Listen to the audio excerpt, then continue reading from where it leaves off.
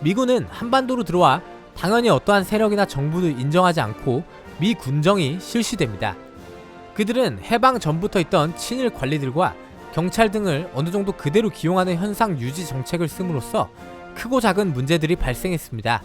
하지만 미국의 입장으로서는 당장 실물을 보던 이들을 기용하는 것은 세세한 부분을 뜯어고칠 여력이 없는 상황에서 어쩔 수 없는 부분도 있었죠. 이승만은 10월 16일 늦었지만 해외에서 독립운동을 하던 인사 중에서는 가장 빠르게 고국으로 돌아왔습니다. 11월 말이 돼서야 중경 임시정부 요인들이 귀국하기 시작했습니다. 앞서 세력을 만든 조선인민공화국을 당연히 임시정부는 인정하지 않았고 좌우의 합작을 꾀하는 사람들조차도 어디까지나 임시정부 아래로 조선인민공화국을 넣으려고 했지 임시정부가 조선인민공화국 아래로 들어가거나 대등한 합작을 생각하지 않았고 특히 김구는 임시정부의 적통성을 내세웠습니다. 이렇게 되니 좌와 우의 대립과 갈등은 점점 깊어졌고 막상 일본에게서 해방이 되었어도 혼란한 상황은 계속되었죠.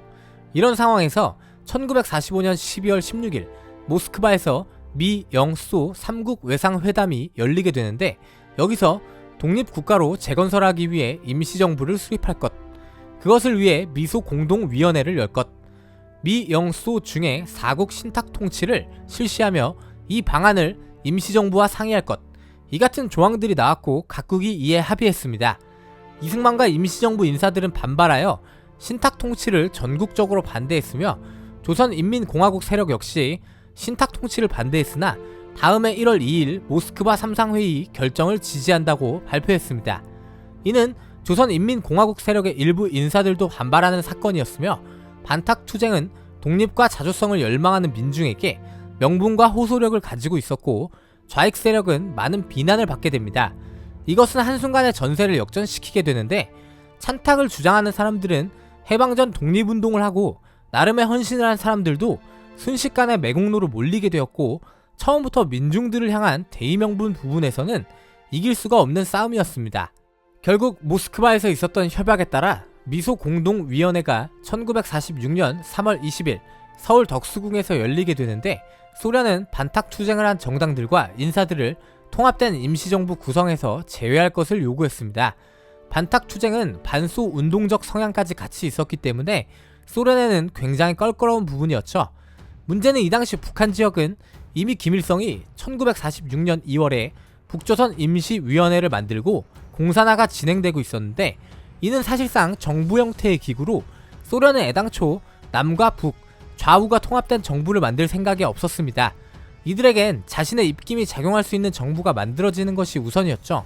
또한 통합된 임시정부가 만들어지고 총선을 실시하여 정부가 작동하게 되면 상대적으로 인구가 적은 북측은 이미 진행 중이었던 북측의 정부가 와해될 수가 있었습니다. 사실 북한은 이미 미소 공동위원회 이전 김일성의 주도로 토지개혁이 일어난 바가 있어서 지주들은 강제로 땅을 빼앗기고 몇 년 후 집단 농장화하기도 합니다. 미 군정도 모든 정치 세력을 참여시키자고 말은 했지만 그들 나름대로 자신들의 입김이 닿는 사람들이 통합된 임시정부의 주력이 되기를 바랬다는 것인데 사실 소련이 한 말도 이것과 같습니다. 반탁 운동을 한 사람들을 배제한다면 소련의 친화적인 인사들과 사회주의, 공산 세력밖에는 남지 않기 때문에 미군정은 양보할 수가 없는 상황이었죠. 결국 미소 공동의원회는 별다른 차비점을 찾지 못합니다. 이승만은 이런 상황에서 남한도 단독 임시정부를 수립하고 소련과 협상을 통해 통일정부를 세워야 한다고 말했는데 이승만이 한 이 발언은 그 당시에는 절대 금기였던 발언이라고 할 수 있습니다. 이것은 당시 지도자급 거물 인사 중에서 처음으로 분단을 이야기했던 그야말로 단순한 개인의 발언이 아닌 대사건이라고 할 수 있는데 당시 모두가 통일정부를 세워야 한다고 말하고 있었고 미군정 역시 이를 위해 노력하는 입장이었는데 이런 발언을 했으니 엄청난 비난을 받을 수밖에 없었으며 김구나 김규식, 미군정마저도 이승만을 비난했습니다. 이승만이라는 사람은 기본적으로 절대로 사회주의 공산 세력과는 어떠한 합의나 대화가 불가능한 사람이죠. 그가 어떠한 긍정적인 목적을 가지고 이 발언을 했을 수 있지만 그의 지지 기반이나 함께하던 동료들에게 큰 비난을 받는 사건이었습니다. 이런 상황에서 좌우 합작이 열리게 되는데 미군정은 이런 상황에서도 통일 정부를 원했고 우익에서도 중도 우익이라 할 수 있는 거물 김규식과 중도 좌파에 가까운 여운형을 중심으로 좌우합작 정책을 지지하고 밀어주려고 했습니다. 여운형은 좌우합작을 환영했고 김규식은 망설이다가 이를 받아들였죠. 좌와 우의 여러 대표 인사들이 모인 이 좌우합작은 서로 간의 합의와 조율을 통해 좌우합작 7원칙을 좌우 대표들이 발표하게 됩니다.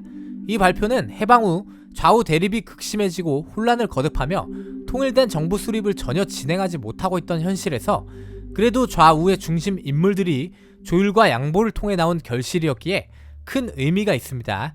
그러나 좌우합작 7원칙은 신탁 통치를 일단 찬성하는 것이기에 중경 임시정부 인사들과 한민당 보수 인사들까지 들고 일어났고 남노당파들도 이를 인정하지 않아 아무런 의미 없는 합의가 되고 말았습니다.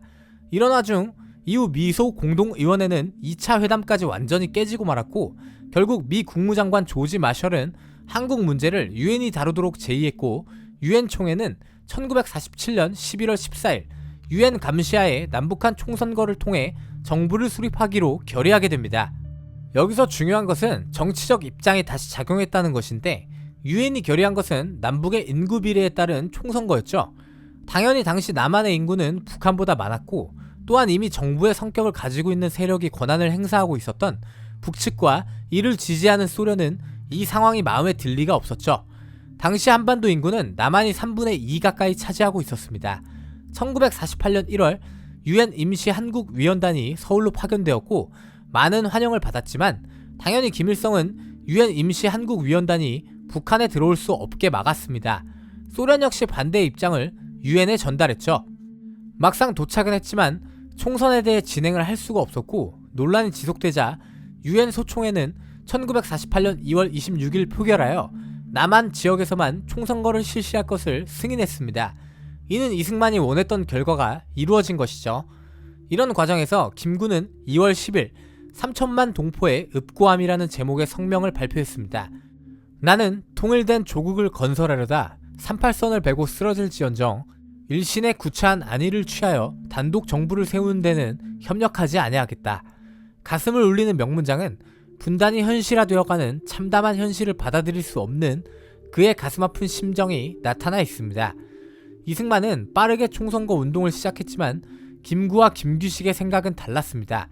이 두 사람은 끝까지 분단을 막아보려고 했으며 2월 16일 북측의 지도자 김일성과 김두봉에게 통일정부 수립을 위한 남북회담을 제의하게 됩니다. 3월이 돼서야 북한에서 회답이 왔는데 이후 두 사람은 북으로 가게 됩니다. 북한이 이미 남한의 단독선거 계획이 다 결정된 뒤에 대화의 장을 연 것은 고도의 정치적 계산입니다. 남한의 선거를 방해하고 분단의 책임을 회피하며 자신들의 명분을 챙기려는 속셈이었죠.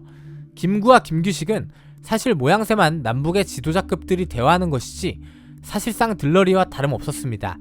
북한은 이미 1948년 2월에 조선인민군이 창설되었고 헌법 초안까지 만들어놨으며 북한 정권 수립에 필요한 모든 준비를 끝내놓고 김구와 김규식을 불러들였습니다. 이는 처음부터 남북 통합 임시정부 수립에 대한 의지가 없었음을 알 수 있습니다.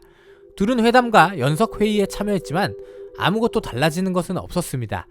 결국 유엔 소총의 결의에 따라 남한의 선거가 실시되었습니다. 총 198명이 당선되었고 5월 말 재헌국회가 소집되어 국호를 대한민국으로 정했으며 대통령 중심제를 정치체제로 채택했습니다. 7월 17일에는 민주주의 헌법이 공포되었으며 7월 24일에 대통령 이승만, 부통령 이시영이 취임식을 하게 되었습니다. 우리 대한민국의 기본 정신인 민주공화국, 삼권분립, 보통선거제도, 주권재민까지 대한민국의 모든 권력과 주권이 국민에게 있고 기본권을 보장받는다는 정신이 깃든 헌법과 함께 이승만의 초대 내각이 출범하게 된 것이죠. 자, 여러분, 이승만이라는 사람은 굉장히 웃기는 부분이 많은 사람입니다. 그는 작은 부분에서는 광적일 정도로 집착하는 부분을 보였고 자신이 무언가를 주도하기 위해서라면 무슨 짓이든 했으며 특유의 보스적 기질 때문에 많은 이들을 분열과 갈등에 빠지게 하기도 했죠. 이승만은 깔려고 작정하고 달려들면 끝도 없이 공격할 수 있는 인물입니다. 여기서 다룬 그의 관은 정말 극히 일부입니다.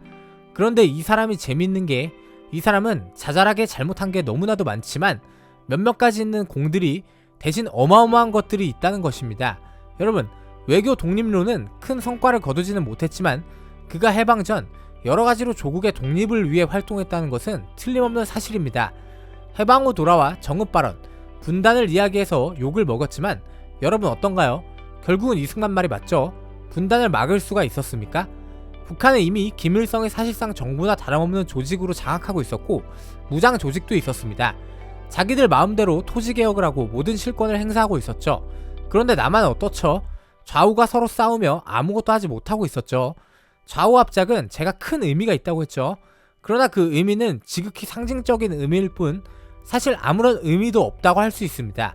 여러분, 좌와 우의 인물들이 대화하고 협상했지만 정작 극단을 달리는 인물들, 진짜 화합을 하고 대화를 해야 되는 사람들, 이승만, 김구, 박헌영, 김일성, 이런 사람들은 이 합작에 참여를 안 했다는 거예요. 여운형이 당시 좌파의 연합체인 민전의 보스였지만 민전의 중심 세력은 박헌영의 공산당 세력입니다. 이 사람들이 좌우 합작의 결과물들을 인정하나요? 김일성의 이를 따르나요?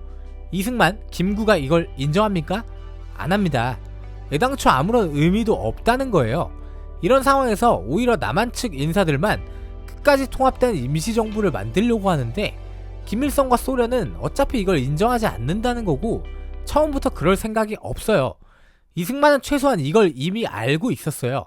그리고 혹시 김구처럼 연립적인 형태로 공산당과 민족주의파, 극우파 이런 사람들이 공존하는 정부를 만든다? 여러분, 이게 됩니까? 이게 될 거라고 생각하세요? 역사가 말해줍니다. 절대 안 됩니다. 공산당 활동을 하고 사회주의 사상을 가진 사람들과 공존을 한다는 것은 절대 불가능해요.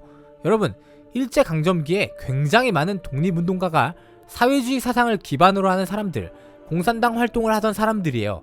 이 사람들은 죽으면 죽었지 이 제국주의적 사상과는 섞일 수가 없는 사람들이에요.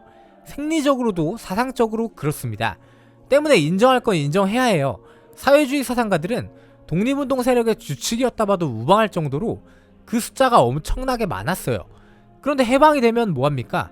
임시정부 국무총리였던 이동희의 말처럼 이 나라가 공산혁명으로 국가가 세워지면 임시정부의 정신처럼 민주공화국, 삼권분립, 보통선거제, 주권제민이 살아 숨쉬는 대한민국이라는 나라가 과연 만들어질 수 있었을까요? 공산주의자들은 절대 다름을 인정하지 않습니다. 여러분들은 다들 이걸 알고 계실 거예요. 여러분, 중국, 북한, 쿠바에서 다른 정당 활동과 사상으로 국가를 바꿀 수 있습니까? 그곳에 평등, 자유, 인권이 존재해요? 근로만 평등하고 근로만 자유롭고 인권이 보장되죠. 남한만의 정권을 빨리 수립해야 한다고 했던 이승만을 다들 웃기는 인간이라고 했지만 어떻게 됐죠? 결국 그의 말이 맞았고 실제로 그의 말처럼 됐죠. 만약에 박헌영, 김일성 등도 모두가 통합된 정권을 수립하는데 열성인데 이승만이 이를 반대하고 이런 말을 했다면 그건 이승만이 잘못되었다 할 수 있겠죠.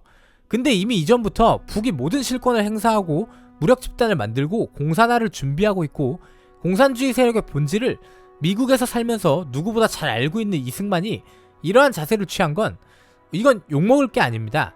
오히려 엄청난 그의 공이라 봐야 한다고 생각합니다. 시대의 본질을 유일하게 파악하고 있는 거예요. 그렇다고 좌우 합작을 하면서 통일 정권을 세우려고 했던 사람들이나 어떻게든 분단을 막아보려고 했던 김구, 김규식 같은 인물들을 또 비난하면 안 됩니다. 우리의 시점으로 보면 안 됩니다.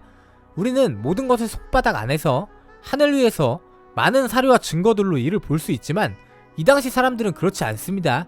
우리의 기준으로 그렇다고 이들을 비난해서는 안 됩니다. 김구와 김규식은 사실 어느 정도 다 알고 있으면서도 딱히 방법이 없으니까 어떻게든 해보려고 했을 확률이 상당히 높습니다.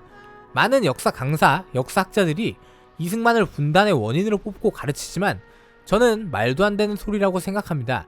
분단은 이미 김일성과 소련의 주도하에 북에서 먼저 모든 것을 장악했고 한반도는 이미 미소의 강대국들 사이 폭풍 속에 있었죠. 또 미국은 정말로 남북 통일 정부를 수립해 주려고 했지만 후반에는 트루먼 독트린이 발표되고 소련과 대립하게 되면서 국제 정세적인 문제도 있었습니다. 그리고 초기 내각 당시의 힘은 이승만 맘대로 막 모든 것을 행사할 수 있는 그런 시점은 아닙니다. 이는 9월 9일 김일성을 수상으로 한 내각을 구성한 조선민주주의 인민공화국도 다 마찬가지입니다. 중국의 예난파, 소련파 등 북한도 절대 무시할 수 없는 세력들이 함께 권력의 중심부에 있었습니다. 때문에 전쟁이 끝난 후 대대적으로 김일성 단독 체제로 가기 위해서 숙청이 일어나는 것이죠. 이어지는 3부에서는 그가 대통령이 된 후의 이야기들, 그의 큰 공로인 농지개혁이나 한미상호방위조약과 4.3 사건, 6.25 전쟁, 4.19 혁명까지 쭉 공과를 알아보겠습니다. 여러분, 이게 무슨 뜻이죠? 3부도 꼭 봐야 한다는 뜻이죠? 곧 올라갑니다. 감사합니다.